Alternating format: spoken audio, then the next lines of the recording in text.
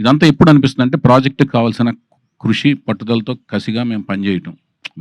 జయాపజయాలనేది మీరు చూసి రేపొద్దున మాకు ఇచ్చే రిసెప్షన్లోంచి ఆధారపడి ఉంటాయి. సో ముగ్గురు రామారావు గారి ముగ్గురు కుమార్తెలు వాళ్ళ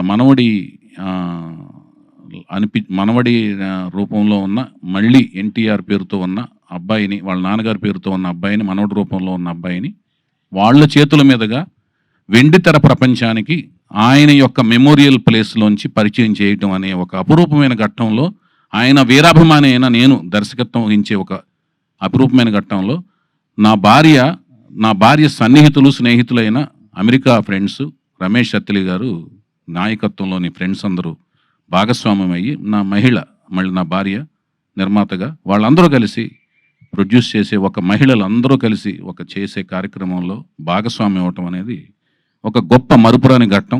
ఇందులో మన తెలుగు అమ్మాయిని హీరోయిన్గా పరిచయం చేసే ఒక కార్యక్రమం కలిసి రావటం కూడా, ఇదంతా కూడా నాకు ఒక అదృష్టంగా భావిస్తున్నాను.